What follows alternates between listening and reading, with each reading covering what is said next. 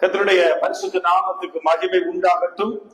தேவனுடைய பிரதான கிருபையினாலே மீண்டும் ஒரு ஆசீர்வதிக்கப்பட்ட கர்த்தருடைய நாளில, வாரத்தின் முதலாவது நாளில தேவ பிரசன்னத்திலே அமர்ந்து கர்த்தருடைய வார்த்தையை கேட்கும்படியாய் இந்த இடத்திலே அமர்ந்திருக்கிற உங்கள் யாவரையும் கர்த்தராகிய இயேசு கிறிஸ்துவின் நாமத்தினாலே வாழ்த்தி வரவேற்கிறோம். நேர அலைகளிலே இந்த வார்த்தையை கேட்கிற உங்களுக்கும் எங்களுடைய அன்பின் வாழ்த்துதல், உங்கள் வாழ்க்கைகளை நாங்கள் வரவேற்கிறோம். இந்த நாளிலே தேவ பிரசன்னத்திலே அமரவும் அவருடைய வார்த்தையை கேட்கவும், தேவன் நாமக்கு செய்த எல்லா நன்மைகளை எண்ணி பார்த்து மனதார நன்றி செலுத்தவும், தேவனுடைய நாமத்தை உயர்த்தி சாட்சிகளை கொண்டு வரவும் தேவன் நமக்கு கிருபை செய்தார்.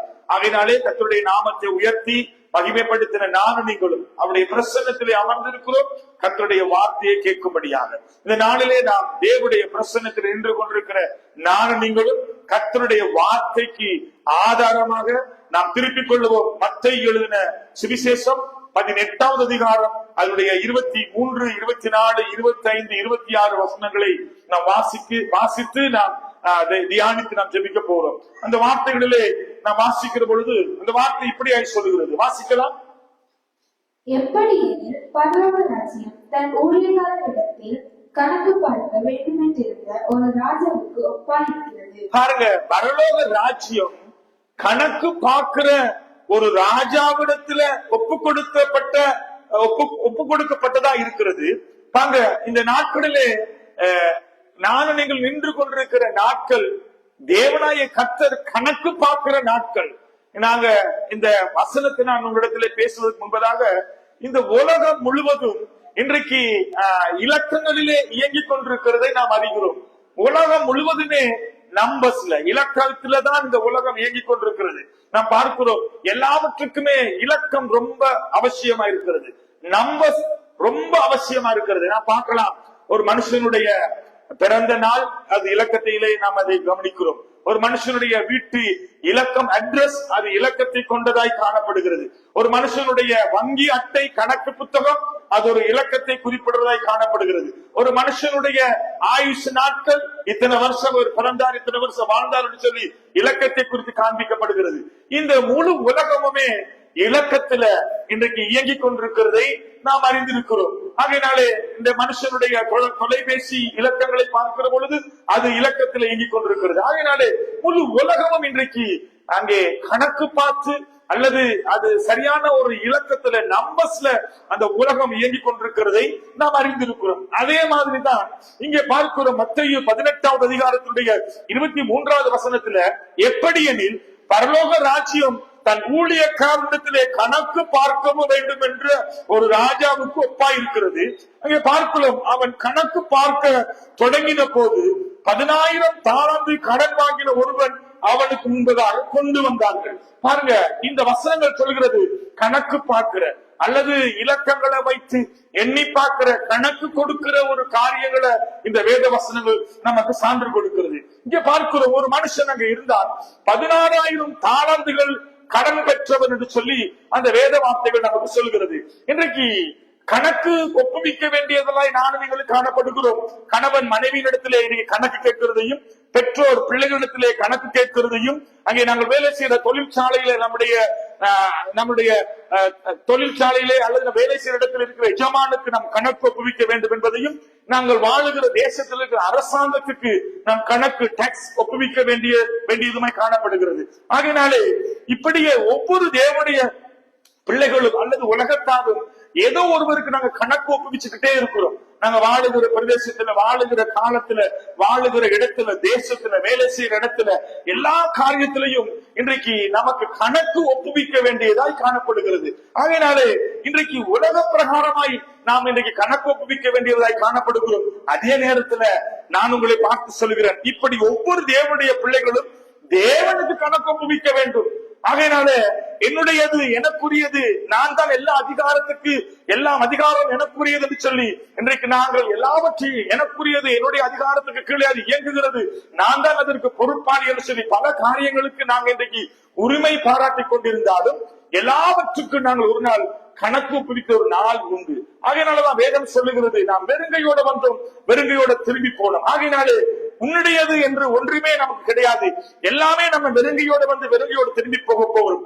ஆனால் நானும் நீங்களும் இந்த பூமியில வாழ்ந்த நாட்களை குறித்து கணக்கு ஒப்புவிக்க வேண்டியவர்களாக காணப்படுகிறோம். ஆகையினாலே ஃபர்ஸ்ட் ஆண்டவராகிய இயேசு கிறிஸ்து இந்த பூமியிலே ஒரு ராஜாவாக, ராஜாதி ராஜாவாக, பூமியெல்லாம் ஆளுகை செய்கிறவராக, அவர் ஒரு ராஜாதி ராஜாவாக, அவர் ஒரு வெள்ளை சிங்காசனத்தில் அமர்ந்திருந்து ஒரு நாள் நம்மை பார்த்து நாம் அவருக்கு கணக்கு ஒப்புவிக்கிற ஒரு நாள் உண்டு என்பதை இந்த நாளிலே நாம் மறந்து போக கூடாது. நாம் வாசிக்க கேட்போம் தானியேலின் புஸ்தகம் 6வது அதிகாரம் அதனுடைய முதல் 2 வசனங்களை வாசிக்க. தானியேல் 6:1-2. ராஜ்யம் முழுவதையும் ஆளும்படிக்கு தன் ராஜ்யத்தின் மேல் 120 தேசாதிபதிகளையும் ராஜாவுக்கு நஷ்டம் வராதபடிக்கு அந்த தேசாதிபதிகளுக்கு கணக்கு ஒப்புவிக்கத்தக்கதாக அவர்களுக்கு மேலாக 3 பிரதானிகளையும் ஏற்படுத்துவது தரியாவுக்கு நலம் என்று கண்டது. பாருங்க, 120 தேசாதிபதிகளை வைத்து அந்த தேசத்திலே நஷ்டம் வராதபடிக்கு அந்த ராஜா தேசத்தை நடத்தி வந்தார். தேசத்திலே பல நஷ்டங்கள், லாபங்கள், பல காரியங்கள் இருந்தாலும் அவன் அங்கே அந்த தேசத்துல மிகவும் கவனமாய் கணக்கு பார்த்து 120 தேசாதிபதிகளை வைத்து அவன் அந்த தேசத்தை நடத்தினான் என்று சொல்லி வேதம் சொல்லுகிறது.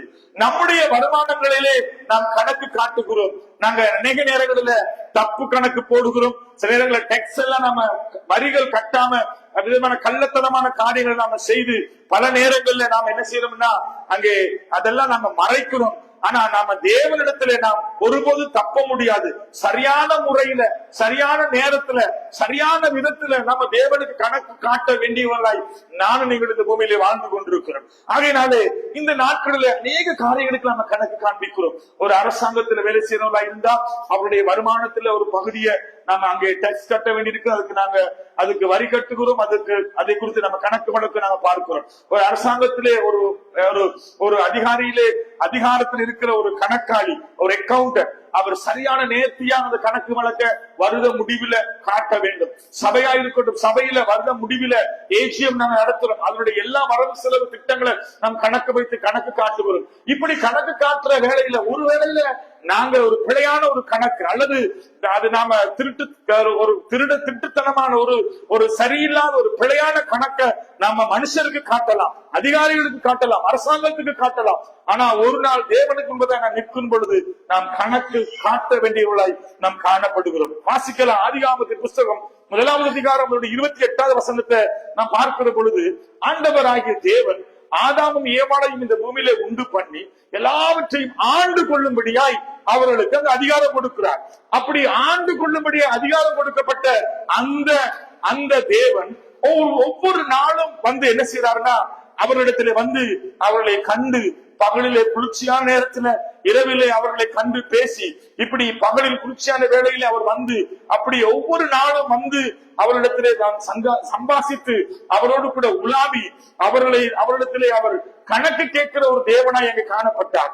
இந்நிலையில தான் அங்கே பார்க்கிறோம். அப்படி ஒரு நாள் ஆண்டவராகிய இயேசு கிறிஸ்து அங்கே பிதாவாகிய தேவன் அங்கே ஆதாமும் ஏவாளையும் சந்திக்கும்படிக்கு ஏதேன் தோட்டத்திலே வந்த பொழுது அவர்களுடைய நிலையிலே பலவிதமான மாற்றங்கள் காணப்பட்டது. அவர்கள் இருக்க வேண்டிய நிலையில் அவர்கள் இருக்காதபடினாலே அங்கே பாருங்க உடனே நியாயம் தீர்க்கப்பட்டது. அவர்கள் ஏதேனிலிருந்து வெளியே துரத்தப்பட்டார்கள். அங்கே பார்க்கிறோம் ஆண்டவர் நாள்தோறும் அவர்களோடு கூட வந்து உலாவினார், நாள்தோறும் அவங்களோடு கூட பேசினார், நாள்தோறும் அவங்களோடு கூட இடையில உறவு இருந்தது, சம்பாஷணை இருந்தது. தேவனாய கர்த்தருக்கு அவர்கள் கணக்கு கொடுக்க வேண்டியதாக இருந்தது. ஆனால் ஒரு நாள் அவர்கள் தேவன் வந்து அவரோடு கூட கணக்கு கேட்கிற பொழுது அங்கே அவர் தேவன் வைத்த இடத்துல, தேவன் சொன்ன காரியத்தை செய்யாமல், தேவன் விலக்கின காரியத்திலே தங்கள் கைகளை வைத்து அவர்கள் தேவனை விட்டு விலகி போவதற்கு அங்கே பலவிதமான காரியங்கள் காணப்பட்டது. ஆண்டவராகிய தேவன் அன்றைக்கு ஏதேன் தோட்டத்துல அங்கே அவர் பேசினார்னா ஆதாமிடத்தில் கணக்கு கேட்கும்படியாக கடந்து வந்த பொழுது அவர்கள் அங்கே தேவனுடைய பார்வையில எப்போதும் அவர்கள் பார்க்கிறபடி அவர்கள் தேவனை பார்க்க கூடாதபடிக்கு அவர்கள் விலகி ஒளிந்து நின்றார்கள். அங்கே நான் பார்க்கிறேன், எப்போது தேவன் கணக்கு பார்க்கிறாரோ அன்றைய நாள் நியாய தீர்ப்பு உண்டாகும். ஆதாமுக்கும் ஏவாளுக்கும் அன்றைக்கு ஒரு கணக்கு நடந்தது. அவர் அங்கே தேடுகிறார், எங்கே போனீர்கள், எங்கே இருக்கிறது கேட்கிற பொழுது அங்கே நடந்த சம்பவம் என்ன? அவர்கள் நியாயம் தீர்க்கப்பட்டார்கள். அவர்கள் அங்கே அந்த இடத்திலே இருந்து அவர்கள் வெளியே கொண்டு வரப்பட்டார்கள். ஆதாமும் ஏவாளும் அங்கே பார்க்கிறோம் கணக்கு கேட்கப்பட்டது. என்னுடைய வார்த்தையை மீறினாயா, நான் புசிக்க கூடாதுன்னு சொன்ன கனியை புசித்தாயா? ஆண்டவர் அவனை பார்த்து கணக்கு கேட்கிற பொழுது அவர்கள் சரியான முறையில தேவனுக்கு பக்தியாய் வைராக்கியமா வாழாதபடினால அங்கே அவர்கள் நியாயம் தீர்க்கப்பட்டார்கள். அந்த நியாய தீர்ப்பு நாளிலே அவர்கள் வெளியே கொண்டு போகப்பட்டார்கள். இந்த நாளிலே நான் உங்களை பார்த்து கேட்கிறேன், ஒவ்வொரு நாளும் அன்று ஏதேன் தோட்டத்திலே கணக்கு கேட்டார்.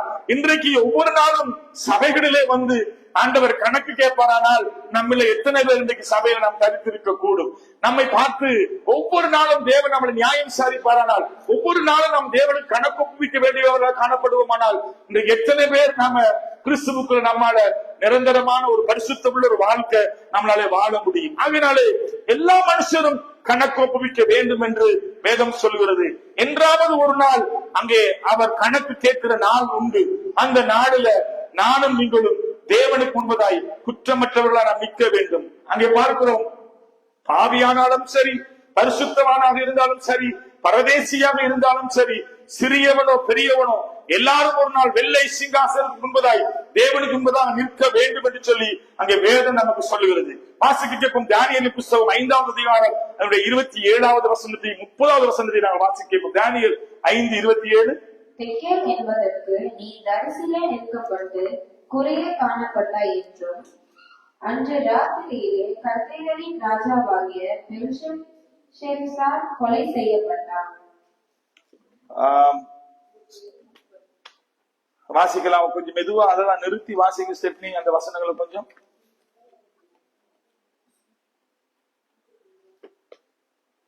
தானியேல்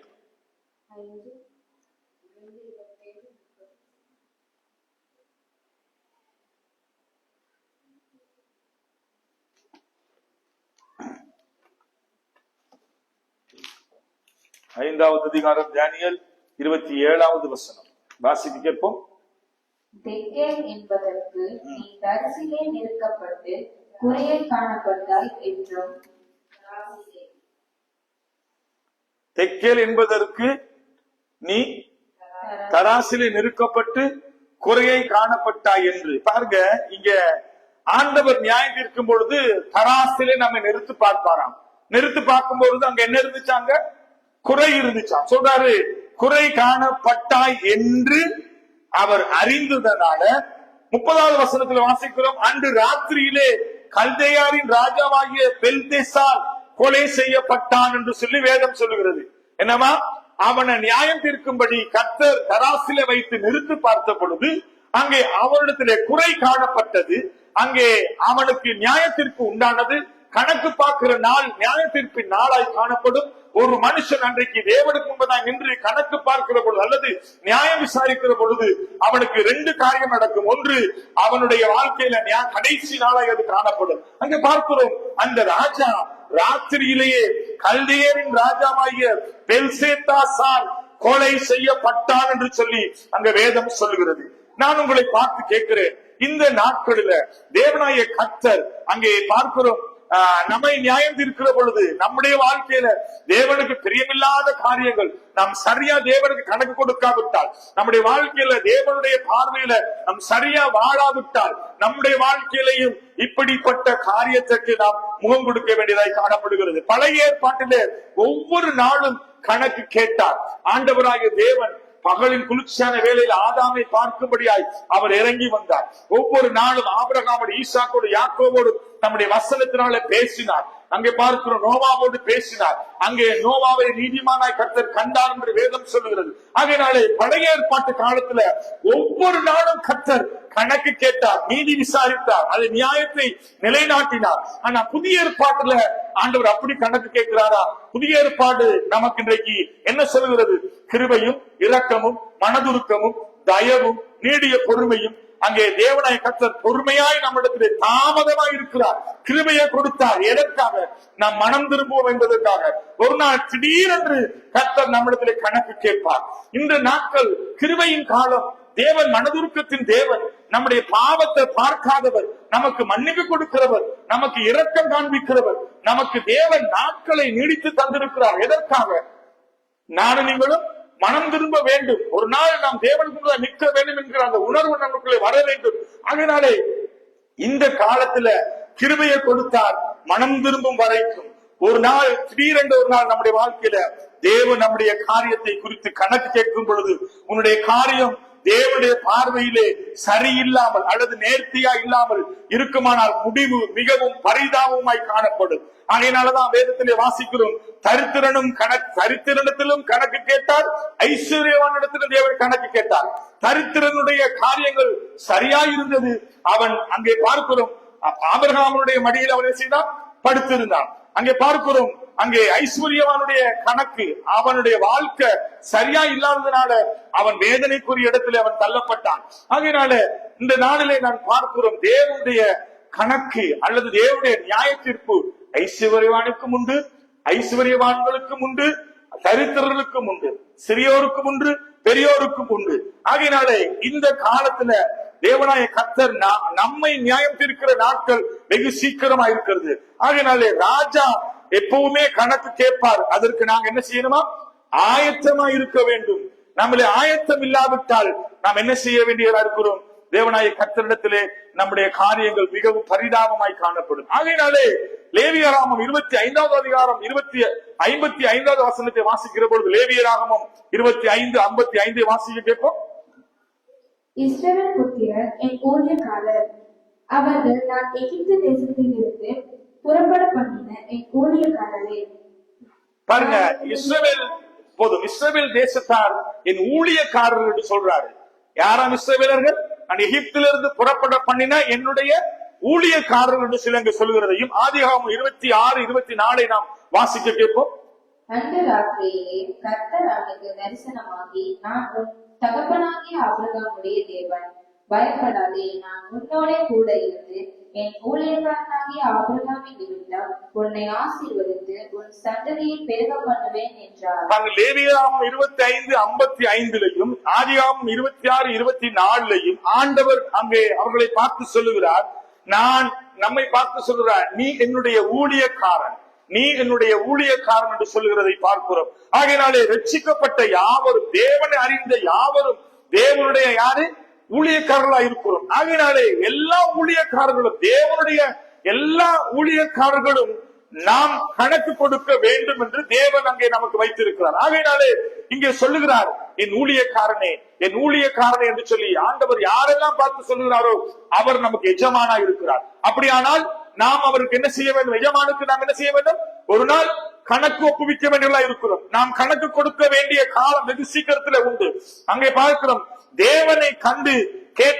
தேவனை நாம் கண்டு கேட்க வரும்பொழுதெல்லாம் நாம் தடுமாறக்கூடாதபடிக்கு தைரியமாய் நாம் கணக்கு கொடுக்க வேண்டும். தேவனிடத்திலே நாம் நிற்கும் பொழுது அங்கே பார்க்கிறோம், தடுமாறுகிறதையும் அல்லது தடுமாறி நாம கணக்கு கொடுக்கிறதை நாங்கள் பார்க்கிறோம். ஆகையினாலே இந்த தேவன் கணக்கு கேட்கும் பொழுது அந்த ஊழியக்காரன் தடுமாறாதபடிக்கு ஆயத்தமா இருக்க வேண்டும். நமக்கு கணக்கு கொடுக்க வேண்டியது எப்ப வேணுமானும் வரலாம். ஆகையினால நானும் நீங்களும் ஒரு கிறிஸ்துவுக்குள்ள வாழ்கிறமா இருந்தா நியாயத்திற்கு நாடுக்கு நாம் எப்பொழுதும் ஆயத்தமா இருக்க வேண்டும். லூக்கா 16:1-2 வசனங்களை வாசிக்க. லூக்கா 16வது அதிகாரம் அவருடைய 1-2 வசனங்களை. பின்னும் அவர் தம்முடைய சீஷர்களை நோக்கி, ஐஸ்வர்யமாகிய ஒரு மனுஷனுக்கு ஒரு உக்கிரானக்காரன் இருந்தான். அவர் தன் எஜமானுடைய ஆஸ்திகளை அழித்து போடுகிறதாக எஜமானுக்கு அறிவிக்கப்பட்டது. அப்பொழுது எஜமான் அவனை வரவழைத்து, உன்னை குறித்து நான் இப்படி கேள்விப்படுகிறது என்ன? உன் உக்கிரான கணக்கை ஒப்புவி, இனி நீ உக்கிரானக்காரனா இருக்கக்கூடாது என்றான். பாருங்க, அங்க வசனம் சொல்லுகிறது, ஒரு ஐஸ்வர்யவான் ஒரு மனுஷனும் இருந்தான், உக்கிரக்காரனா இருந்தான். அவன் தன் எஜமானுடைய ஆஸ்திகளை அழித்து போடுகிறதாக எஜமானுக்கு அறிவிக்கப்பட்டது. அப்பொழுது எஜமான் அவனை வரவழைத்து, உன்னை குறித்து நான் இப்படி கேள்விப்பட்டது என்ன?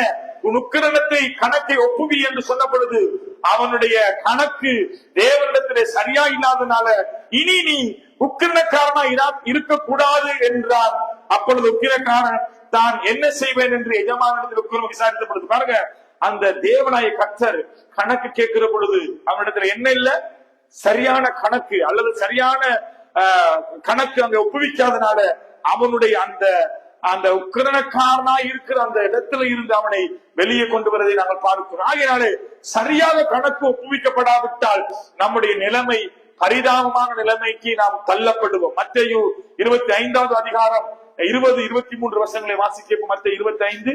அப்பொழுது 5 தாலந்தை வாங்கினவன் வேறு 5 தாலந்தை கொண்டு வந்து, ஆண்டவனே, 5 தாலந்தை என்னிடத்தில் ஒப்புவித்தீரே, அவைகளை கொண்டு இதோ வேறு 5 தாலந்தை சம்பாதித்தேன் என்றான். இங்கே பார்க்கிறோம், ஆண்டவர் தாளந்துகளை கொடுக்கிறார். நாம் அதிகம் அறிந்த ஒரு பகுதிதான் 5 தாளந்து, 2 தாளந்து. அப்புறம் பிறகு பார்க்கிறோம் 2 தாளந்துகள் எல்லாம் கொடுக்கிறதை நாங்கள் அங்கே கவனித்து பார்க்கலாம். 1 தாளந்து வாங்கினவனையும் அங்கே நாங்கள் கவனித்து பார்க்கலாம். 5 தாளந்தை வாங்கினவன் அங்கே எஜமான் வருகிற பொழுது அதை அவன் என்ன இரண்டத்தனையாக மாற்றி 5 தாளந்தை இடத்தில் ஒப்புவித்தேன், அவைகள் எல்லாம் இதோ வேறு 5 தாளந்தை நான் சம்பாதித்தேன் என்றான். அவனுடைய எஜமான் அவனை நோக்கி, நல்ல உத்தமும் உள்ள உண்மையும் உள்ள ஊழியக்காரனே, கொஞ்சத்திலே உண்மையாய் இருந்தாய், அநேகத்தின் மேல் உன்னை அதிகாரியாக வைப்பேன், உன் எஜமானுடைய சந்தோஷத்துக்குள்ள பிரவேசித்துக் கொள் என்றார். அதே மாதிரி 2 தாளந்தை வாங்கினவன் சொல்லுகிறான், 2 தாளந்தை கொடுத்தீங்க, இந்தாங்க 4 தாளந்தை உங்களுக்கு தரேன் என்று சொல்லி அவன் திருப்பி கொடுக்கிறான். அதே நேரத்துல இங்க பார்க்கிறோம், அவனுடைய எஜமான் கணக்கு கேட்கும் பொழுது அவனுடைய எஜமான் அவனை நோக்கி, நல்லது உத்தம உண்மையில ஊழியக்காரன் என்று சொல்லி அவனை மேன்மைப்படுத்துவதை பார்க்கிறோம். 24வது வசனத்தில் வாசிக்கிற பொழுது, 1 தாளந்தை வாங்கினவன் வந்து, ஆண்டவனே, விதைக்காத இடத்திலே அறுக்கிறவரும் தெளிக்காத இடத்திலே சேர்க்கிறவருமாகிய கடினமுள்ள மனுஷன் என்று அறிவேன். ஆகையால் நான் பயந்து போய் 1 தாளந்தை நிலத்திலே புதைத்து வைத்தேன், இதோ உம்முடையதை வாங்கிக் கொள்ளும் என்றான். எஜமான் பிரதி உத்தரமாக, பொல்லாத சோம்பலுமான ஊழியக்காரனை, நான் விதைக்காத இடத்திலே அறுக்கிறவன் என்று விதைக்காத இடத்திலே அறுக்கிறவன் என்றும் தெளிக்காத இடத்திலே சேர்க்கிறவன் என்றும் அறிந்திருக்கிறாயே என்று சொல்லி, அப்படியானால் நீ என் பணத்தை காசுக்காரிடத்திலே வசத்திலே போட்டு வைத்து இருக்க வேண்டியதா இருந்தது, அப்பொழுது நான் வந்து என்னுடைய வட்டியோடு கூட வாங்கிக் கொள்வேன் என்று சொன்னான். அவனிடத்துல ஆண்டவர் கணக்கு கேட்கும் பொழுது அவன் சோம்பலான ஊழியக்காரனாக இருந்தான். அவன் கொடுத்த பணத்தை அப்படியே புதைச்சு வச்சிருந்தான். அவனிடத்திலே ஆண்டவர் வந்து கணக்கு கேட்கும் பொழுது அங்கே அவன் விட்ட தவறு என்னவென்றால், அவனுடைய கொடுத்த தாளந்து அவனால் என்ன செய்ய முடியாம போயிடுச்சு, பெருக பண்ண முடியாம போயிட்டு. ஆனா 5 வாங்கினவன் என்ன செய்த, 5ஓடு இன்னும் 5 சேர்த்துக் கொண்டான். 2 வாங்கினவன் அதை 4ஆக மாற்றினான். அவர்களை பார்த்து சொல்றாரு ஆண்டவர், உத்தமம் உண்மையும் உள்ள ஊழியக்காரனே, தேவ ராஜ்யத்துடைய சந்தோஷத்துக்குள்ள, எஜமானுடைய சந்தோஷத்துக்குள்ள பிரவேசித்துக் கொள்ள சொல்லலாம். ஆகையினால இந்த காலையில சரியாக ஆண்டவருடைய பிரசன்னத்தில் நின்று நான் உங்களை பார்த்து கேட்கிறேன். தேவனாய கர்த்தர் கணக்கு கேட்கும் பொழுது நானும் நீங்களும் சரியான முறையில நம்முடைய வாழ்க்கையை நடத்தாவிட்டால் நம்மை பார்த்து சொல்லுவார், சோம்பலான அல்லது சோம்பெறிய என்று சொல்லி நம்மை பார்த்து சொல்லக்கூடிய காரியங்கள் நமக்குள்ளே காணப்படும். ஆகையினாலே ஆண்டவர் நம்மை பார்த்து உத்தமம் உள்ள ஊழியக்காரனே, எஜமான் என்று சொல்லி பாராட்டுகிற பாராட்டுக்குள்ளே நாம் வாழ வேண்டுமென்றால் நாங்கள் என்ன செய்ய வேண்டும்? வாசிக்கலாம். மத்தேயு 25:30 வசனம். 25:30. பிரயோஜனமற்ற ஊழியக்காரனாகிய இவனை புறம்பான இருளிலே தள்ளி போடுங்கள், அங்கே அழுகையும் பற்கடிப்பும் உண்டாயிருக்கும் என்றான். பாருங்க, பிரயோஜனமற்ற ஊழியக்காரனே என்ன சொல்றாரா? இவனை எதுல தள்ளி போடுங்க? எதுல தள்ளி போட சொல்றாரு? இருளிலே தள்ளி போடுங்க சொல்றாரு. சரியாக கணக்கு கொடுக்காத ஊழியக்காரனை பார்த்து பிரயோஜனமற்ற ஊழியக்காரனை என்று சொல்லி ஆண்டவர் நம்மை பார்த்து சொல்ல வேண்டியதா இருக்கும். ஆகையினாலே மத்தேயு 25:26 பார்க்கிறோம், பொல்லாத ஊழியக்காரனை என்று சொல்லி ஆண்டவர் சொல்கிறதை பார்க்கிறோம். ஆகையினால நாம் எப்படிப்பட்ட ஊழியக்காரர் என்பதை நம்மை நாம் சோதித்து பார்க்கும் பொழுது நானும் நீங்களும் தேவன் நமக்கு கொடுத்த தாளந்துகளை இன்னைக்கு நாங்க அதை பிரயோஜனப்படுத்துறோமா, அல்லது சோம்பேறியாக, அல்லது பொல்லாத ஊழியக்காரனாக, அல்லது தேவனுடைய பார்வையில அங்கே சரியா கணக்கு கொடுக்க கூடாதபடிக்கு பிரயோஜனமற்ற ஊழியக்காரனாய் தேவன் நம்மிடத்துல கணக்கு கேட்பார் என்கிற அந்த பய பக்தி இல்லாமல் ஏனோ தானோ என்று வாழுகிற ஊழியர்களாய் அல்லது தேவ மனுஷர்களாய் நாம் வாழ்ந்து கொண்டிருக்கிறோமா? நாம் எப்படிப்பட்ட ஊழியக்காரர் என்பதை நாம் சோதித்து பார்த்தால் நம்முடைய இருதயம் நமக்கு சான்று கொடுக்கும். ஆகையினாலே தேவன் கொடுத்த முதலாவது நியாயத்திற்குள்ள ஆண்டவர் நம்மை பார்த்து கேட்கிற முதல் காரியம் என்னவென்றால், சொல்றாரு தாளந்து தான் முதல் கேட்பாராம். என்ன கேட்பார்? முதல் நியாயத்திற்குள்ள கேட்கப்படுற காரியம் என்னது? அவன் கேட்கிற, நான் உனக்கு கொடுத்த தாளந்த நீ என்ன செய்தாய்? அங்கே முதல் தேவன் கொடுத்த தாளந்தை குறித்து தான் நாம கணக்கு கேட்பார். மத்தேயு 25:20 வாசிக்க. மத்தேயு 25:20. அப்பொழுது 5 தாளத்தை வாங்கினவன் வேறு 5 தாளத்தை கொண்டு வந்து, ஆண்டவரே, 5 தாளத்தை என்னிடத்தில் ஒப்புவித்தீரே, அவைகளை கொண்டு இதோ வேறு 5 தாளத்தை சம்பாதித்தேன் என்றார். அப்படியானால் ஆண்டவர் நம்மிடத்திலே நியாயத்திற்கிற பொழுது முதல் நம்மிடத்துல கேட்பது என்னன்னா, நம்ம இடத்துல கொடுத்த தாளந்த குறித்து விசாரிப்பாராம். அப்படியானால் தேவன் கொடுத்த தாளந்து என்ன? தேவனுடைய கொடுத்த தாளந்து இன்றைக்கு பயன்படுத்தப்படுகிறதா? சபையில உட்கார்ந்து அமர்ந்திருந்த வசனத்தை கேட்கிற நானும் நீங்களும் இந்த நாட்கள்ல தேவன் நமக்கென்று கொடுத்திருக்கிற தாளந்துகள், நம்ம அழைத்து நம்மளை அபிஷேகித்து நம்ம கொடுத்திருக்கிற வரங்கள், நம்ம கொடுத்திருக்கிற தாளந்துகளை நாம் இன்றைக்கு எத்தனை பேர் இன்றைக்கு அதை பயன்படுத்துகிறோம்? நம்மிடத்தில் அந்த தாளந்துகள் பயன்படுத்தப்படுகிறதா என்று நாம் நம்மை குறித்து நாம் கொஞ்சம் தேடி பார்க்கிற பொழுது நம்மிடத்திலே நாம் தேவனை கணக்கு ஒப்புவிக்க வேண்டும். ஆகையினாலே கர்த்தர் கொடுத்த தாளந்து என்ன? விசுவாசம் என்னும் தாளந்து உன்னை கொடுத்திருக்கிறார். உன்னுடைய வாழ்க்கையில விசுவாசம் எந்த அளவுக்கு வளர்ந்திருக்கு? விசுவாசத்துல வளர்க்கப்பட்டிருக்கிறியா? விசுவாசத்துல வர்த்திக்க பண்ணப்பட்டிருக்கிறியா? விசுவாசத்துல உன் வாழ்க்கை கட்டப்பட்டிருக்கிறா? விசுவாச வார்த்தைகளை நம்ம பேசுகிறோமா? விசுவாசத்துல நடக்கிறோமா? விசுவாசத்துல நம்ம தேவனிடத்துல சார்ந்திருக்கிறோமா? அப்படியானால் தேவன் விசுவாசம் என்கிற தாளந்த உனக்கு கொடுத்திருந்தாருன்னா இன்றைக்கு அந்த தாளந்து எந்த அளவுக்கு பயன்படுத்தப்பட்டிருக்கிறது கணக்கு கொடுக்க வேண்டும். நமக்கு கொடுத்த தாளந்துல இன்னும் ஒன்று கிருபை. தேவன் நம்ம மேல் வைத்த கிருபை. அந்த கிருபையினாலதான் நாம் வாழ்ந்து கொண்டிருக்கிறோம். அந்த கிருபையினாலதான் நாம் நின்று கொண்டிருக்கிறோம். வேதம் சொல்லு, நான் நிற்போது சுத்த கிருபை. அந்த கிருபையை நாம் இன்றைக்கு எப்படி பயன்படுத்தணும்? அந்த கிருபை என்கிற தாளந்த ஆண்டவர் இரக்கம் உள்ளவர், கிருபை உள்ளவர் தான் சொல்லி இன்றைக்கு பல நேரங்கள்ல அவரை மீறி நாங்க காரியங்களை செய்ய போறோம். கிருபைக்கு மேல நாங்க கடந்து போறோம். தேவனுடைய கிருபை விலகாததுதான், மாறாததுதான். ஆனா அந்த கிருபைய எந்த அளவுக்கு நாம பயன்படுத்தணும், எந்த அளவுக்கு அந்த கிருபைக்குள்ள நம்ம வாழ்ந்தோம் என்பதை நாம கொஞ்சம் சிந்திச்சு பார்க்க வேண்டும். தொடர்ந்து பார்ப்போமானால் ரட்சிப்பு என்கிற தாளந்து இன்றைக்கு எத்தனையோ பேருக்கு இல்லாத அந்த ரட்சிப்பை நமக்கு கர்த்தர் கொடுத்தார். நம்மை தேவன் முன்குறித்தார், பேர் சொல்லி அழைத்தார். இந்த ரட்சிப்பை பெற்ற நானும் நீங்களும் ரட்சிப்பு என்கிற பெரிதான கிருபைய, அந்த கிருபையாய் நம்ம ரட்சித்தார் என்று சொல்லுகிற இது உங்களால் உண்டானதல்ல, அது தேவனுடைய ஈவு என்று வேதம் சொல்கிறது. நமக்கு ஈவாய் கொடுத்த இந்த ரட்சிப்பை குறித்து நாம் கவலையற்றிருக்கிறோமா? ரட்சிப்பை குறித்து நாம் கவலையற்றிருந்தால் வரும் கோபாக்கிற்கு எப்படி நம்மளை தப்பித்துக் கொள்ள முடியும்? ஆகையினாலே தேவன் நமக்கு கிருபையாய் கொடுத்த இந்த ரட்சிப்பை, நாங்க இலவசமாய் பெற்ற இந்த ரட்சிப்பாகிய இந்த தாளந்த எப்படி நம்ம பயன்படுத்துகிறோம்? எத்தனை பேருக்கு சுவிசேஷ ரட்சிப்பை நம்ம குறித்து சொல்லுகிறோம்? இன்னைக்கு உனக்கு கொடுக்கப்பட்ட இந்த ரட்சிப்பு எதற்காக? நீ சுயமாய் நீயும் உன் குடும்பம் உன் பிள்ளைகளும் வாழ்வதற்காக அல்ல.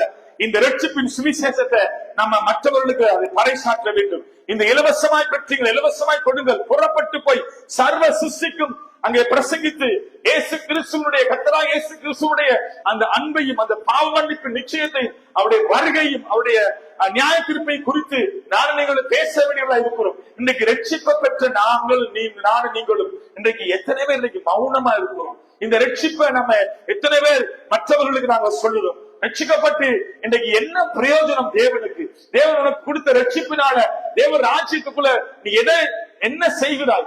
ஆண்டவருடைய அந்த தாளந்துல ஒன்றுதான் ரட்சிப்பு. ஆண்டவர் உன்னை பார்த்து கேட்பார், உன்னை நான் ரட்சித்தேனே, உன் பாவத்தை மன்னித்தேனே, உன்னை இருளில் இருந்ததை தூக்கி சுமந்து வந்தேனே, அந்த காலத்திலிருந்து ஆச்சரியமான ஒளியிலிருந்து உன்னை கொண்டு வந்தேனே, அவருடைய புண்ணியங்களை அறிவிக்கும்படிக்கு ராஜாக்களை ஆசாரியர் லேவியராக அவனை தெரிந்து கொண்டேனே. ஆனால் தேவனாய கர்த்தர் நமக்கு கொடுத்த இந்த ரட்சிப்பு என்கிற தாளந்த இன்னைக்கு எத்தனை பேர் புதைச்சு வச்சிருக்கிறீங்க? ஒரு நாள் ஆண்டவரிடத்துல கணக்கு ஒப்புவிக்கிற நாள் உண்டு. நான் உன்னை ரட்சித்தேனே, உன் பாவத்தை மன்னித்தேனே, உனக்காக நான் மரித்தேனே, எனக்காக நீ என்ன செய்தாய் என்று சொல்லி இன்றைக்கு விசுவாசிகளை பார்த்து ஆண்டவராகிய தேவன் கேட்கிற பொழுது நானும் நீங்களும் ஐயோ ரட்சிக்கப்பட்ட, ஆனா அந்த ரட்சிப்பை நான் எப்படி காத்து கொண்டேன்னா நானே பக்தியோட வாழ்ந்தேன்னு சொல்லுவீர்களானால் ஆண்டவர் நம்மை பார்த்து சொல்லுவார், பொல்லாத ஊழியக்காரனே, சோம்பேறி. ஆண்டவர் சொல்வாரு, நீ அழுகை பட்கடிப்பா இருக்கிற இருளிலே நீ தள்ளப்படுவாய். ஆண்டவருடைய நியாயத்திற்கு நாளில ரட்சிக்கப்பட்டிருக்கிற நானும் நீங்களும் இந்த ரட்சிப்பினுடைய சுவிசேஷத்தை அறிவிக்கும்படியாய் புறப்பட்டு போய் எல்லா தேசத்துக்கும் ராஜ்யத்திலும் புறப்பட்டு போய் இந்த ராஜ்யத்தோட சுவிசேஷத்தை அறிவிக்கும்படியாய் தேவன் நம்மை தெரிந்து கொண்டு இப்படிப்பட்ட ஒரு ரட்சிப்பின் அனுபவத்தை நம்முடைய வாழ்க்கையில் அவர் நமக்கு கொடுத்திருக்கிறானால் நானும் நீங்களும் இந்த ரட்சிப்பை சுவிசேஷத்தை இன்றைக்கு நாங்கள் பறைசாற்றுகிறவர்களாய், சந்தர்ப்பம் வாய்க்காலும் வாய்க்காவிட்டாலும் இந்த சுவிசேஷத்தை அறிவிப்பது நம்ம விழுந்த கடமை. அப்படி அறிவிக்காவிட்டால் அவனுக்கு ஐயோ என்று சொல்லுகிற வேத வார்த்தைகளை நாம் வாசித்திருக்கிறோம். இன்றைக்கு எத்தனை பேர் இந்த ரட்சிப்பு என்கிற தாளந்தை பெற்றுக்கொண்டு கிருபையாய் கிடைக்கின்ற ரட்சிப்பை இன்றைக்கு நம்ம சுயநலமாய் பாவித்துக்கிட்டு இருக்கிறோம். ஆகையினால நானும் என் வீட்டாரும் கர்த்தரையே சேவிப்போம் என்று சொன்னது போல மற்றவர்களுடைய வாழ்க்கைக்கும் இந்த ரட்சிப்பினுடைய செய்திய, சத்திய வார்த்தைய, இந்த தேவனுடைய அன்பை, இந்த நியாயத்தீர்ப்பு நாட்களை குறித்து, பரிசுத்தத்தை குறித்து, தேவ பக்தியை குறித்து, பாவ மன்னிப்பு நிச்சயத்தை குறித்து, பரலோக நிச்சயத்தை குறித்து பேச வேண்டிய நீ பெற்ற ரட்சிப்பினால இன்றைக்கு நீ அமைதியாய் அல்லது ஏதோ தாரம் என்று தேவனுடைய அனைத்து நோக்கத்தை நீ மறந்து சீரளமான ஒரு வாழ்க்கையை வாழ்ந்து கொண்டிருப்பாயானால் தேவனுக்கு கணக்கு ஒப்புவிக்கிற ஒரு நாள் உண்டு என்பதை மறந்து போக கூடாது. ஆகையினாலே கர்த்தர் நமக்கு கொடுத்த தரிசனம், நமக்கு கொடுத்த அபிஷேகம், நமக்கு கொடுத்த அழைப்பு, நம்ம மேல தேவன் வைத்திருக்கிற திட்டம், தேவன் நம்மை அறிந்து தெரிந்து கொண்டதன் நோக்கம் எல்லாவற்றையும் தேவன் அவர் நமக்கு தாளந்தாய் கொடுத்திருக்கிறார். இன்றைக்கு நம்மள எத்தனை பேர் இந்த தாளந்துகளை பயன்படுத்துகிறோம்? நீ பெற்ற ரட்சிப்பை இன்னைக்கு வைத்து என்ன செய்து கொண்டிருக்கிறாய்? கர்த்தர் உனக்கு செய்த காரியங்களை குறித்து இன்றைக்கு எந்த அளவுக்கு உன்னுடைய வாழ்க்கையில அது தேவனுக்கு பிரயோஜனமாக இருக்கிறது? ஆகையினாலே தேவன் கொடுத்த தாளந்துகளை வைத்துக் கொண்டு நாம் இன்றைக்கு என்ன செய்கிறோம்? தானியேல் தாளந்தை தேவனுக்காக பயன்படுத்தினான். தாவீது தாளந்துகளை தேவனுக்காக பயன்படுத்தினான். யோசேப்பு ஒரு சொற்பனக்காரனா இருந்தான். அவனுக்கு கிடைத்த ஒரு அபிஷேகம், ஒரு தாளந்து என்னது? யாரு சொற்பனம் கண்டாலும் அதனுடைய ரகசியத்தை விலக்கி சொல்றவன். என்ன செய்தான்? தன்னுடைய வீட்டுல என்ன செய்யப்பட்டான்? அவன் சொற்பனம் கண்டதுனால அவனை கொண்டு போய் என்ன செஞ்சாங்க? அந்நிய தேசத்துல விற்கப்பட்டான். ஆனா விற்கப்பட்டதுக்கு பிறகு யோசேப்பு எடுத்திருந்த சொற்பனத்தை விளக்குற அந்த தாளந்தை அவன் புதைச்சு வைக்கல. அவன் சிறையில் அடைக்கப்பட்டிருந்தான். சிறைச்சாலையிலையும் போய் அந்த தாளந்த அபிஷேகத்தை அவன் பெருக பண்ணினான். அவன் கண்ட சொற்பனங்களுக்கு அவன் விளக்கம் சொன்னதுனால யோசேப்பு ராஜஸ்தானத்துல உயர்த்தப்பட்டான். இன்றைக்கு தேவனாய கர்த்தர் உனக்கு கொடுத்திருக்கிற தாளந்துகளை வைத்துக் கொண்டு நீ அதை கவலையற்றவளாய் கவலையீனமாய் வாழ்ந்து கொண்டிருப்போமானால் நாம் எப்படி உயர்த்தப்படுவோம்? ஆகையினாலே யோசேப்பு சொற்பனக்காரன் தான். அவனுடைய சொற்பனத்தை வைத்து, அந்த தாளந்தை வைத்து சிறைச்சாலையில இருந்தவன் ஒரு அந்நிய தேசத்திலே அங்கே அடிமையா விற்கப்பட்டவனை கர்த்தர் உயர்த்தி சொற்பனக்காரனாய் மாற்றினார். ஆகையினாலே இந்த காலையில இந்த வசனத்தை கேட்டுக்கொண்டிருக்கிற சகோதரி சகோதரிய, சபையிலையும் 3 விதமானவர்கள் இருக்கிறாங்க. எத்தனை பேர் சபையில 3 விதமானவர்கள் இன்னைக்கு இருக்கிறாங்க?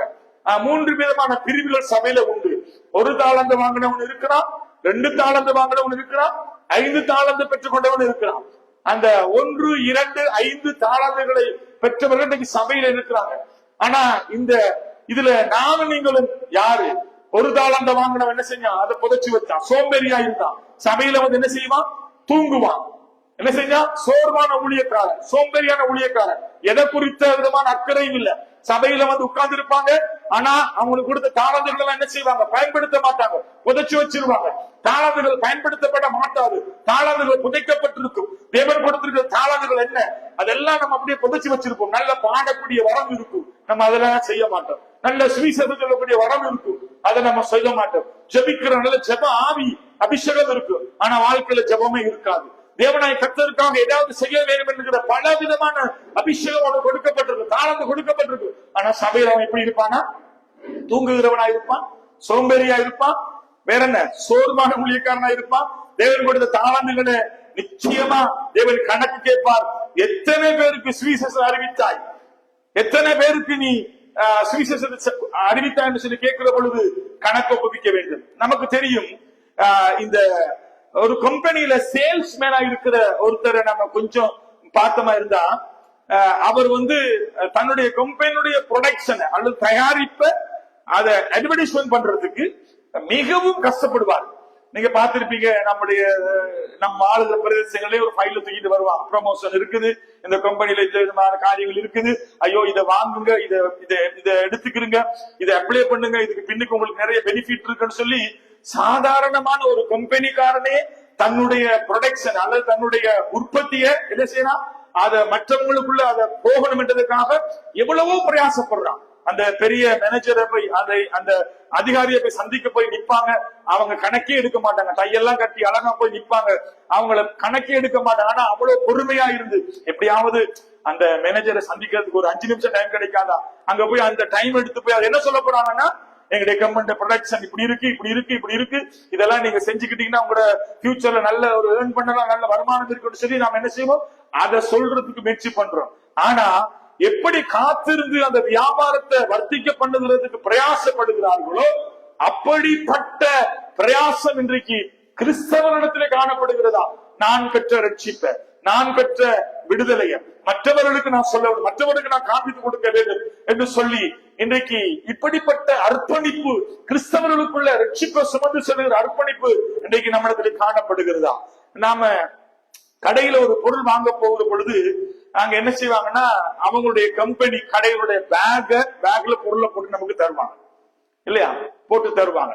நம்மள போய் என்ன செய்வோம், நம்ம வாங்கின பொருளுக்கு மேல எக்ஸ்ட்ரா ஒரு 2 பேக் எக்ஸ்ட்ரா கேட்போம் இல்லையா, என்ன செய்வோம், கேட்டு அதை நாங்க வாங்கிக்கிறோம். எதுக்கு வாங்குறோம்னா, அந்த பேக்ல நம்ம சாமான்களை போட்டுட்டு இப்படி கெத்தா வீட்டுல நம்ம வாழுகிற பிறகு தூக்கிட்டு வரும் பொழுது இவ்வளவு பெரிய கடையில போய் இவங்க திங்ஸ் வாங்கி இருக்கிறாங்க, அதை நாம என்ன செய்யறோம், அது ஒரு பெருமையா நம்ம தூக்கிட்டு போறோம்.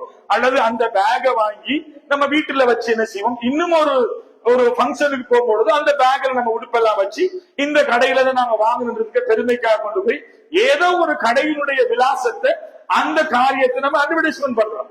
அதுக்கு நம்ம எவ்வளவு முயற்சிக்கிறோம், கெஞ்சி கேட்போம், ஐயோ எக்ஸ்ட்ரா 2 பேக் கொடுத்துருங்க, ஐயோ எக்ஸ்ட்ரா 2 பேக் கொடுத்து நம்ம கெஞ்சி கேட்போம். கேட்டு நம்ம அதை என்ன செய்வோம்னா, யாரோ ஒருத்தருடைய வியாபாரத்தை, யாரோ ஒருத்தருடைய காரியத்தை நம்ம அட்வர்டைஸ்மெண்ட் பண்றோம் இல்லையா. ஆனா நீ அடைஞ்ச இந்த தேவனுடைய ரட்சிப்பை, இவரிடத்துல பெற்றுக்கொண்ட இந்த தாளந்துகளை, இவரிடத்துல பெற்றுக்கொண்ட இந்த அபிஷேகத்தை, இவரிடத்துல பெற்றுக்கொண்ட இந்த விடுதலையை, இந்த ராஜ்யத்தினுடைய காரியத்தை நம்ம எவ்வளவுக்கு அட்வர்டைஸ்மெண்ட் பண்ண, அல்லது அதை வெளியில கொண்டு போறதுக்கு நாம எவ்வளவு முயற்சி எடுக்கிறோம் சொல்லி பார்த்தா நமக்கு என்ன செய்யலாது, அதெல்லாம் நமக்கு பண்ண முடியாது. சாதாரணமான இந்த 10 ரூபா பேக்கை தூக்கிட்டு போறதுலயே உங்களுக்கு இவ்வளவு பெருமை, அதுலயே நீங்க பெருமை. வெளியில வரும்பொழுது நம்ம சுத்தி இருக்கிற நம்மளை பார்க்கணும், இவ்வளவு பெரிய கடையில நாங்க ட்ரெஸ் வாங்கிட்டு போறோம். இன்னைக்கு இருக்கு பெரிய பெரிய பிரபலியமான கடைகள், பிரபலியமான ஆடைகள் விற்கிற பெரிய கடைகள் இருக்குது இல்லையா. சில வேளையில நாங்க பேமெண்ட்ல வாங்கினாலும் இந்த பேக்ல போட்டு அதை நாங்க தூக்கிட்டு வருவோம். என்னன்னு கேட்டா இதுலதான் நாங்க வாங்கணும்னு சொல்றதுக்காக. ஆகையினால தேவனுடைய வார்த்தையை நம்மளால சுமக்க முடியாது. இன்றைக்கு தேவனுடைய வார்த்தையை சுமக்கிறதுக்கு நம்மளால முடியாது இல்லையா. என்ன செய்யறோம் நாங்க, அதுக்கு நமக்கு நேரம் இல்லை, வசனத்தை சொல்றதுக்கு நமக்கு நேரம் இல்லை. இத நம்ம என்ன செய்யறோம்னா, நம்ம அதெல்லாம் நம்ம என்ன செய்யறோம், அட்வர்டைஸ்மெண்ட் பண்றோம். ஆனா வார்த்தையை அட்வர்டைஸ்மெண்ட் பண்றதுக்கு நம்மளால முடியாது. ஒரு ட்ரெஸ்ஸை வாங்கி போட்டுட்டு நம்ம போனோம்னா அங்க நம்ம ஃப்ரெண்டு கேட்பாங்க, ஐயோ நல்லா இருக்கு, எங்க வாங்கினேன்னா அதுக்கு 1000 வரவிலக்கணம் சொல்லுவோம் இல்லையா. இது இந்த கடையில வாங்கினது, இது இவ்வளவு ரூபா, இது இங்க போனது, நாங்க இதை ஆன்லைன்ல வாங்கணும், ஆன்லைன்ல புக் பண்ணி எடுத்தோம், இது இவ்வளவு, அதை 1000 அப்படி அவ்வளவுதான் அது நாங்க அட்வர்டைஸ்மெண்ட் பண்ணுவோம் சாதாரணமான ஒரு பொருளுக்கு. ஆனா உனக்கு கிடைத்த விலை மதிக்க முடியாத ரட்சிப்பை குறித்து எந்த அளவுக்கு நீ அட்வர்டைஸ்மெண்ட் பண்ற, எந்த அளவுக்கு அதை நீ பேசுற, எந்த அளவுக்கு அதை ஜனங்களுக்குள்ள ரீச் பண்ற, எந்த அளவுக்கு அதை சுவிசேஷத்தை கொண்டு போற, எந்த அளவுக்கு இயேசுடைய அன்பை சொல்ற, அவரிடத்துல பெற்ற கிருபையை சொல்ற, அவருடைய ரட்சிப்பை சொல்ற, அவருக்கு ஒரு தரிசனத்தை குறித்து பேசுற. இன்றைக்கு தேவனாய் கர்த்தர் ஒரு நாள் கணக்கு ஒப்புவிக்கிற நாள் உண்டு. தேவனுக்கு கொடுத்த இந்த தாளந்துகள் எல்லாம் நீ புதைச்சு வச்சிருப்பாயா இருந்தா நீ உடனடியாக சோதித்து பார்க்க வேண்டும். இன்றைக்கு இப்படிப்பட்ட காரியங்களை நாம அறிந்து கொள்ள வேண்டும். 1 கொரிந்தியர் 1ஆம் அதிகாரம் 7வது வசனத்தை வாசிக்க கேட்போம். 1 கொரிந்தியர் 1:7. அப்படியே நீங்கள் யாதொரு வரத்திலும் குறைவில்லாதவர்களாய் நம்முடைய கர்த்தராகிய இயேசு கிறிஸ்து வெளிப்படுகிறதற்கு காத்திருக்கிறீர்கள். என்னவா, நீ உங்களுக்கு கொடுத்த எந்த ஒரு வரத்திலையும் தாளத்திலையும் நீங்கள் குறைவில்லாதவர்களாய் இருக்கிறபடினால. வாசிக்கலாம் திரும்ப ஒரு தடவை. அப்படியே நீங்கள் யாதொரு வரத்திலும், ஏதாவது ஒரு வரத்துல, ஒரு தாளத்துல குறைவு இல்லாதவர்களாய், தேவன் உங்களுக்கு கொடுத்த எல்லா தாளந்துகளிலையும் நீங்க எப்படி இருக்கணுமா, குறைவில்லாதவர்களாய், அதுல வளர்ந்து அதுல நீங்க பெருகினவர்களாகி நம்முடைய கர்த்தராகிய இயேசு கிறிஸ்து வெளிப்படுகிறவர்களுக்கு காத்திருக்கிறீர்கள். பாருங்க, என்கிட்ட இருக்கிற தாளந்துகளில யாரு வெளிப்படணுமா, கர்த்தராகிய இயேசு கிறிஸ்து வெளிப்படணுமா? அவர் கொடுத்த அந்த அபிஷேகத்துல, அவர் கொடுத்த ரட்சிப்புல, பாவமன்னிப்பு நிச்சயத்துல, அந்த கிருபையில, தேவன் கொடுத்த தரிசனத்துல, தேவனுடைய அழைப்புல, தேவன் நமக்கு வைத்திருக்கிற திட்டத்துல, இது எல்லாவற்றிலையும் கர்த்தராகிய இயேசு கிறிஸ்து வெளிப்படும்படியாய் நீங்க காத்திருக்கிறீங்களா? உங்க வாழ்க்கையில கர்த்தர் வெளிப்படுகிறாரா? கர்த்தருடைய மகிமை வெளிப்படுகிறதா?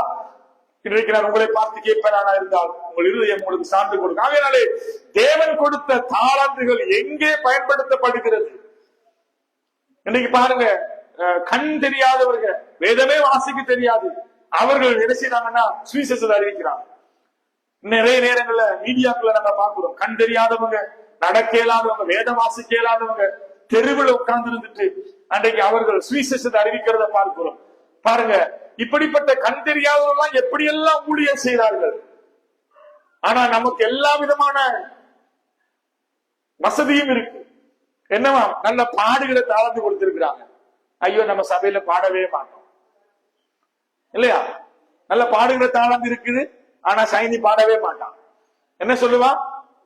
வராது. ரைட். சுவிசேஷத்தை அறிவிக்கிற தாளந்து இருக்குது, ஆனா நம்ம என்ன செய்ய மாட்டோம்? சுவிசேஷத்தை யாருக்குமே அறிவிக்க மாட்டோம். பல தாளந்துகளை வைத்துக் கொண்டிருக்கிறோம். தாளந்து கவனமா, தாளந்துகளை குறித்து கவனமாக நாம இருப்போமானால் தேவனாய கர்த்தர் சொல்றாரு, தாளந்த பயன்படுத்தாட்டி தாளந்து என்ன செய்யப்படும்? பறிமுதல் செய்யப்படும். என்ன சொல்றாருன்னா, தாளந்து நம்ம யூஸ் பண்ணாட்டி தாளந்து எடுத்து பயன்படுத்துறது கொடுக்கப்படும். ஆகையினால இன்றைக்கு அநேக சபைகளில தாளந்தை யாரெல்லாம் புதைச்சு வச்சிருக்கிறாங்களோ, தேவன் கணக்கு ஒப்புவிக்கிறதுக்கு பயம் இல்லாம அந்த தாளந்துகள் சரியா பயன்படுத்தப்படாட்டி அந்த தாளந்துகள் இன்னும் ஒருவருக்கு அது கொடுக்கப்படும், இன்னும் ஒருவருக்கு அது பறிமுதல் செய்யப்படும். அந்த ஒரு தாளந்தை வச்சிருந்தவனை வச்சு எடுத்தவன் வந்து சொல்றான், ஐயோ நான் அப்படியே வச்சிருந்த சொல்லப்படுது. அவன் சொல்றான், சோம்பேறியே, அந்த தாளந்தை எடுத்து மற்றவர்களுக்கு அதை பகுத்து கொடுக்கிறாருன்னு சொல்லி வேதம் சொல்லுது. ஆகையினால தேவனாலே நமக்கு கொடுக்கப்பட்ட இந்த தாளந்துகள் ஒரு நாள் நம்ம கணக்கு ஒப்புவிக்க வேண்டியதா இருக்குது. ரட்சிப்பா இருக்கலாம், நம்ம கொடுத்த அபிஷேகமா இருக்கலாம், நம்ம கொடுத்த ஜெப அபிஷேகமா இருக்கலாம், ஜெபிக்கிற வரமா இருக்கலாம், சுவிசேஷத்தை அறிவிக்கிற வரமா இருக்கலாம், சபையில மற்றவங்களுக்கு புத்தி சொல்ற வரமா இருக்கலாம், இப்படிப்பட்ட தாளந்துகளா இருக்கலாம், நல்ல ஆராதிக்கிற தாளந்துகளா இருக்கலாம், அல்லது வசனத்தை பிரசங்கிக்கிற நல்ல தாளந்துகள் நம்மிடத்துல காணப்படலாம், அல்லது சண்டே ஸ்கூல் செய்யற ஒரு தாளந்தா இருக்கலாம். இதெல்லாம் இன்னைக்கு நம்ம புதைச்சி வச்சிருந்தமா இருந்தா ஒரு நாள் எஜமான இடத்துல நாம கணக்கு பிடிக்கிற பொழுது நம்மை பார்த்து சொல்லுவார், ரெண்டு காரியம் சொல்லுவாரு. ஒன்று என்னவா, எப்படிப்பட்ட ஊழியக்காரன்? சோம்பேறியும், அடுத்தது சோர்வான ஊழியக்காரனும் என்னவா, சோம்பேறியும் ஆண்டவர் நம்மளை பார்த்து சொல்லுவார். ஆகையினால இன்றைக்கு சபையில இந்த மூன்று குழுவில நீங்க எந்த குழுவில் இருக்கிறீங்க? தாளந்துகளை இருக்கிற தாளந்துகளை வர்த்திக்கிறீங்களா? வர்த்திக்கிற குழுவில் இருக்கிறீங்களா? மூன்று விதமான பிரிவு உண்டு. நீங்க எந்த பிரிவுல இருக்கிறீங்க? முதல் தாளந்து, ஒரு தாளந்தை வாங்கினவன் சோர்வானவன், சபையில் தூங்கிக்கிட்டே இருப்பான், சோர்வான ஊழியக்காரன், சோம்பேறியான ஊழியக்காரன். அங்க சபையில எதை குறித்து அக்கறையும் இருக்காது. அப்படிப்பட்ட நிலைகள் இருப்பீங்களா இருந்தா உங்களுக்கு அது ஐயோ என்று சொல்லி வேதம் சொல்லுது. ஆகையினால ஆண்டவருடைய பிரசன்னத்துல நின்று இந்த வசனத்தை கேட்கிற சகோதரனே, சகோதரியே, தேவன் உனக்கு கொடுத்திருக்கிற தாளந்து பயன்படுத்தப்படுகிறதா? புதைக்கப்பட்டிருக்கிறதா? தேவன் உனக்கு வைத்திருக்கிற திட்டங்கள், தேவன் மேல வைத்திருக்கிற அபிஷேகங்கள், தேவன் உனக்கு கொடுத்திருக்கிற அந்த அழைப்பு, இன்றைக்கு அதை அறிந்து அதுல செயல்படுகிறாயா? அல்லது அந்த அழைப்பை விட்டு விலகி போயிருக்கிறாயா? ஆண்டவருடைய சமூகத்துல நம்மை நீங்க சீர்தூக்கி பாருங்க. உங்க இருதயம் உங்களுக்கு சான்று கொடுக்கும். நானும் நீங்களும் ஒரு நாள் நியாய தீர்ப்புல நிக்கிற பொழுது நம்மை பார்த்து ஆண்டவர் சொல்லுகிறார், உன்னை முத்தமிழ ஊழியக்காரனே, எஜமானுடைய சந்தோஷத்துக்குள்ள பிரவேசித்துக் கொள்ள சொல்லுகிறதற்காக அந்த வார்த்தைக்காக நாம் வாழ வேண்டும். அல்லது சோம்பேறியே என்று சொல்லி நம்மை பார்த்து ஆண்டவர் சொல்லுகிற அந்த வார்த்தையை கேட்கிறதற்கு நாம் நம்முடைய வாழ்க்கை இருக்குமானா இருந்தால் நம்முடைய முடிவு மிகவும் பரிதாபமாய் காணப்படும். ஆகையினால கணக்கு ஒப்புவிக்கிற நாள் இன்னைக்கு சீக்கிரத்திலே உண்டு. நானும் நீங்களும் அவர் முன்பதாய் நிற்க வேண்டிய நாள் உண்டு. அந்த நாளுக்கு ஆயத்தப்படுங்க. தேவன் கொடுத்த தாளந்துகளை புதைத்து வைக்காதீங்க, அதை பயன்படுத்துங்க. தாளந்துகளை வர்த்திக்க பண்ணுங்க. ஒரு நாள் உண்டு, அந்த எஜமான வேலைக்காரனாகி இருக்க நம்மிடத்துல நியாயம் தீர்க்கும்படி அல்லது தாளந்துகளுக்கு கணக்கு கேட்கும்படி ஒரு நாள் அவர் வர இருக்கிறார். அவரை நாம் வெள்ளை சிங்காசனத்தின் சந்திக்கிற பொழுது நம்மை பார்த்து அவர் அங்கே சொல்ல வேண்டிய வார்த்தைகள் என்ன? உத்தமமும் உண்மையும் உள்ள ஊழியக்காரன் என்று சொல்லுகிற வார்த்தைக்காக நாம் தேவனுக்குள்ளே வாழுவோம். கர்த்தர் நம்மையும் நம்முடைய ஊழியர்களையும் நம்முடைய திருச்சபையையும் நம்முடைய குடும்பத்தையும் கர்த்தர் ஆசீர்வதிக்க ஒரு போதுமானவராக இருக்கிறார். ஆகையால சோதித்து பாருங்க. தாளந்துகள் புதைக்கப்பட்டிருக்குமா இருந்தா அதுகளை எடுத்து பயன்படுத்துங்க. தேவ ராஜ்யத்துக்குள்ள பயன்படுத்துங்க. கர்த்தர் உங்களை ஆசீர்வதிப்பாராக. God bless you.